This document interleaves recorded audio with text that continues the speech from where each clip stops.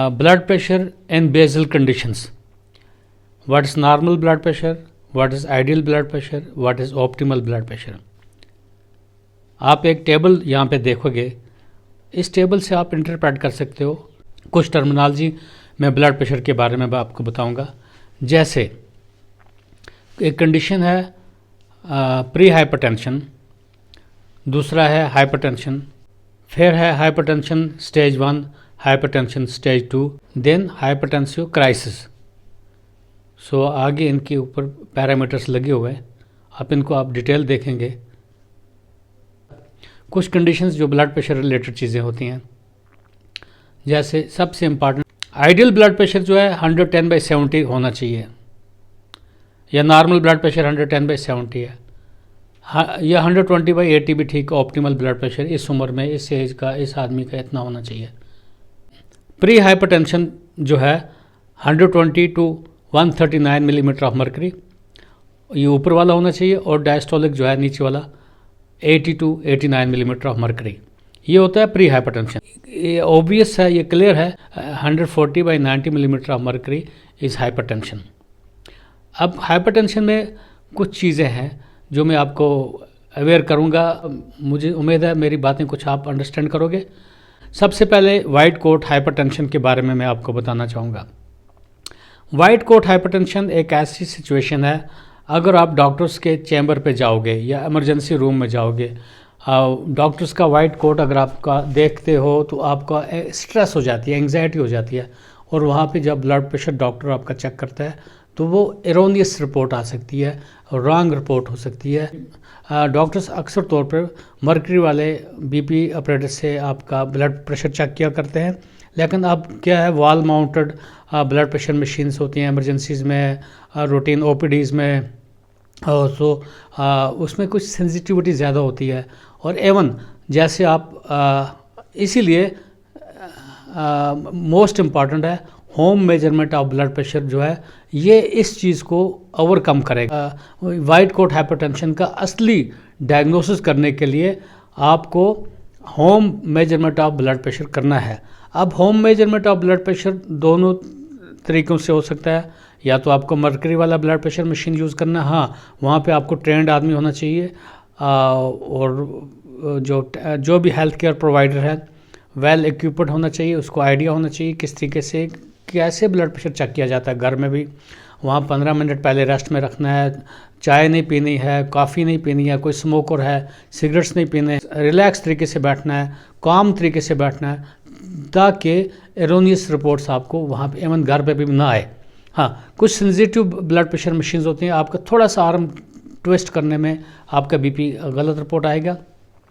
हाँ, कुछ कंडीशंस हैं जैसे हम एट्रियल फिब्रिलेशन कंडीशन बताते हैं, उनमें तो बिल्कुल मुश्किल पड़ जाएगा ब्लड प्रेशर चेक करना।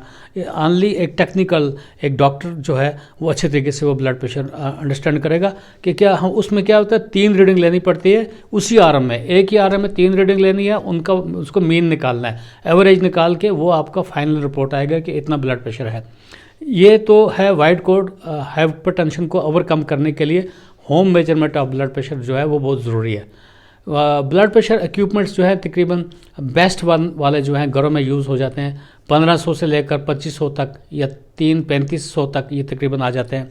आजकल तो लोग स्मार्ट मोबाइल्स के ऊपर लाखों रुपए लगा लेते हैं, और ये तो हेल्थ सपोर्टिव चीज़ें हैं, इसलिए इनके ऊपर थोड़ा सा अगर स्टैंडर्ड जो है ब्लड प्रेशर मशीन्स हैं, जैसे BPL का है, आपका उमरान का है, या डॉक्टर ट्रस्ट है, इस तरीके से जो है अलबत्ता उनको कैलिब्रेशन जो है वो करते रहना चाहिए। हाँ, डॉक्टर्स के बीपी ऑपरेटर्स के साथ मान लो मर्करी वाले के साथ इसको कंपेयर कर सकते हैं आप, वो देख सकते हैं अक्सर बेशतर।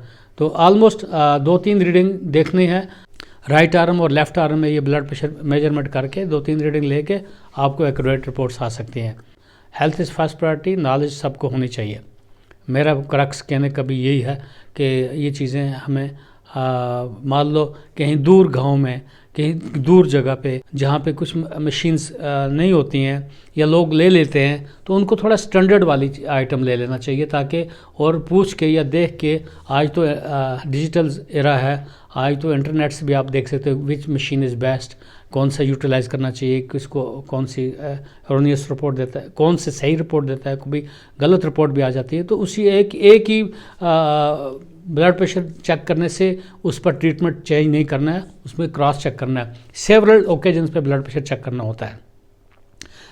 सीडो हाइपरटेंशन के बारे में बताऊंगा। ये ओल्ड एज में अक्सर एथेरोस्क्लेरोटिक चेंज हो जाती है, और जब खासकर ब्लड प्रेशर का ये बांधते हैं उस वहाँ पे क्या हो जाता है कि ऑस्लर साइन कुछ होता है, उसमें स्टिफ क्रोटोकॉफ्स का साइन जल्दी आ जाती हैं या लेट आ जाती हैं। सो एरोनियसली रॉन्ग ब्लड प्रेशर आपका मेजरमेंट आ जाता है और आप डॉक्यूमेंट करते हो कि भाई हाइपरटेंसिव है, लेकिन उसमें भी सेवरल ओकेजन में आपको ब्लड प्रेशर चेक करना है, सो दैट ये गलत जजमेंट जो आपने देखी होगी उसको ओवरकम करेंगे और एग्जैक्ट ब्लड प्रेशर जो है वो जजमेंट हो जाए।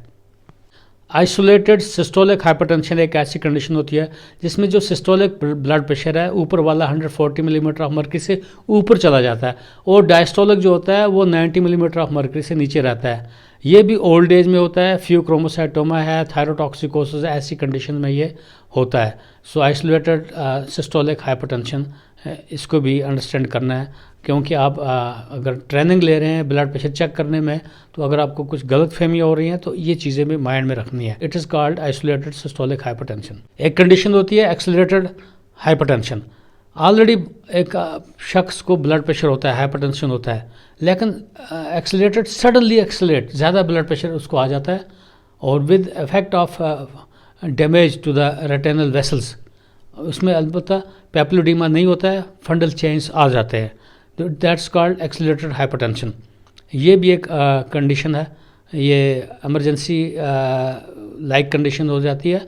सो एक्सेलरेटेड हाइपरटेंशन उसको भी उस तरीके से मैनेजमेंट करना पड़ता है। मैलिग्नेंट हाइपरटेंशन एक कंडीशन होती है, इसमें एक ट्रायड होता है। डायस्टोलिक ब्लड प्रेशर 140 से ऊपर जाता है, सिस्टोलिक 200 से ऊपर चला जाता है with retinopathy, and papilloedema with renal dysfunction, albuminuria, proteinuria वगैरह ये एस्ट्रेटेड होती है। इसको बोलते हैं मैलिग्नेंट हाइपरटेंशन। एक कंडीशन होती है hypertensive urgency.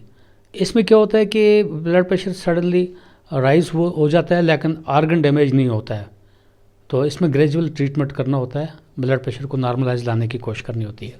Similarly hypertensive emergency एक कंडीशन होती है जिसमें एलिवेटेड ब्लड प्रेशर होता है, लेकिन आर्गन डैमेज हो रहा होता है, इसलिए इसको immediately blood pressure lower down करना होता है, so that further organ damage से बचने की कोशिश हो जाए। कोई इसमें इंजेक्टेबल एंटी हाइपरटेंसिव देना पड़ता है। सो वो तो गाइडलाइंस अलग हैं, उनको गाइडलाइंस को फॉलो करना है। हाइपरटेंसिव इमरजेंसी का ट्रीटमेंट किस तरीके से, किस गाइडलाइंस के मुताबिक ट्रीटमेंट करना है। एक कंडीशन है लेबाइल हाइपरटेंशन। फ्रीक्वेंटली इसमें ब्लड प्रेशर फ्लक्चुएट होता है, अप डाउन होता है, 8 to 10 millimetre of mercury up down होता रहेगा। Although blood pressure fluctuates with through out a day, कभी सुबह ज़्यादा होगा, दोपहर को कम होगा, it up goes up and down, 100% नहीं है, something it goes on fluctuating, that's called labile hypertension. This is related mostly emotional distress and anxiety related कुछ चीज़ें होती हैं, उसमें लेबाइल हाइपरटेंशन होता है। पेशेंट को जो ऑलरेडी एक आदमी को हाइपरटेंशन होगा तो इसको लेबाइल हाइपरटेंशन हो सकता है, वो भी आप बता देंगे नहीं जी इसको तो प्रेशर ठीक है, लेकिन लेबाइल हाइपरटेंशन होगा, कभी ज़्यादा कभी कम फ्लक्चुएट करता रहेगा, सो इसको सीरियल मॉनिटर करने की ज़रूरत होगी। एक कंडीशन होती है ट्रांजिएंट हाइपरटेंशन। कभी कभी क्या है कि एक्यूट फेज ऑफ स्ट्रेस जब होगा, एक्यूट मायोकार्डियल इन्फार्क्शन जब हो गया, स्ट्रोक हो गया, तो या इवन प्रेगनेंसी में भी ये देखा जाता है, सडनली ब्लड प्रेशर फ्लक्चुएट हुआ होता है और ये ट्रांजिटली एलिवेटेड ब्लड प्रेशर होगा, बाद में ये अपने नॉर्मलसी पे आ जाता है। इमीडिएटली उसमें अटेम्प्ट नहीं करना है ट्रीटमेंट का, तो उसको ऑब्जर्व करना है, यू हाउ टू स्टडी, हम सबको स्टडी करते रहना है कि हाँ किस सूरत में इसको ट्रीटमेंट करना है। पैराडॉक्सिकल हाइपरटेंशन एक कंडीशन है, एवन पेशेंट ब्लड प्रेशर की मेडिकेशंस पे भी है, सो वोलेटाइल हाई ब्लड प्रेशर हो जाता है उनको, सो उस सूरत में देखना है। कुछ कंडीशंस है फ्यूक्रोमोसाइटोमा वगैरह या स्ट्रेस रिलेटेड चीज़ें हैं, तो वोलेटाइल हाइपरटेंशन के बारे में भी, या खासकर ये जो पैराडॉक्सिकल हाइपरटेंशन, इसको भी इग्नोर हम नहीं कर सकते हैं। तो जो ब्लड प्रेशर के बारे में थोड़ा मैंने जो नई टर्मिनोलॉजीज आपको बताई, ये इनको क्या है, कभी किसी कंडीशन में इमीडिएटली लोअर नहीं करना है ब्लड प्रेशर, और उसका इफेक्ट ब्रेन पे पड़ेगा। कुछ गाइडलाइंस हैं वो उनके मुताबिक फॉलो करना है। सो ब्लड प्रेशर के बारे में या ये डिफरेंट टर्मिनोलॉजीज हैं उनके बारे में मैंने उम्मीद है आपको जो चीज़ें मैंने बताई, तो ये in the interest of knowledge and awareness के लिए है, और सिंपली ऑन दैट बेसिस मैंने आपके साथ इंटरेक्ट करने की कोशिश कर रहा हूँ, क्योंकि ये एक वास्ट सब्जेक्ट है। हाइपरटेंशन का इन्वेस्टिगेशन क्या करना है, किस तरीके से मैनेजमेंट करना है, गाइडलाइंस ग्रेजुअली मैं आपको अवेयर करने की कोशिश करता रहूँगा। मुझे उम्मीद है मेरी ये चीज़ें आपको कुछ रियलाइजेशन देंगी कि health is very important, first priority. ये कुछ मेडिकल टर्मिनोलॉजीज़ हैं जो सब डॉक्टर्स को मालूम होती हैं, इसमें शक नहीं, पेशेंट तो हमेशा कुछ उम्मीद लेके आता रहता है, लेकिन कुछ फ्लक्चुएशंस जैसे मैंने बताया होती हैं। जब डॉक्टर के पास आएंगे ब्लड प्रेशर डिफरेंट होगा, घर जाएंगे ब्लड प्रेशर डिफरेंट होगा, सो सब कन्फ्यूजन ही कन्फ्यूजन हो जाता है। सो इन कन्फ्यूजन्स को ख़त्म करने के लिए इन चीज़ों को अंडरस्टैंड करना ज़रूरी है। तो लोग अचानक दवाई बंद कर देते हैं। अगर किसी को डायग्नोस हो गया वाकई ब्लड प्रेशर है, तो उसको अगर डॉक्टर ने बताया है कि लाइफ लॉन्ग खाना है तो नो प्रॉब्लम, कुछ रीज़न होगी उसमें खाना है, दवाई कंटिन्यू रखना, अपने टाइम पे खाना है। कोई भी दवाई नहीं है जो भी दवाइयाँ मैक्सिमम ब्लड प्रेशर की दवाइयाँ 24 घंटे में एक दफ़ा खानी होती हैं, उसके बाद उनका इफेक्ट ख़त्म हो जाता है। सो थोड़ा इजी बन गया है लकीली कि हाँ once a day blood pressure की दवाई खानी होती है।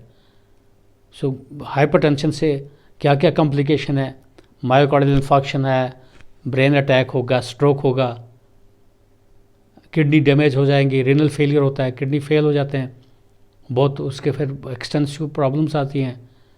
सो lower the BP, longer the life, but it should be under observation of your doctor, जो prescription medicine to be taken. कोई भी डॉक्टर आपको जब प्रिस्क्रिप्शन मेडिसिन देंगे उन्हीं को फॉलो करते रहना चाहिए।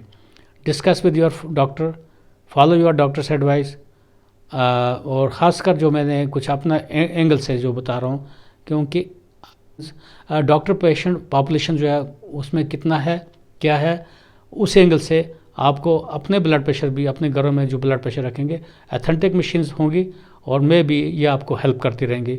इसी के साथ मैं आपसे इजाज़त चाहूँगा, अगले वीडियो तक, टिल नेक्स्ट, खुदा हाफ़िज़।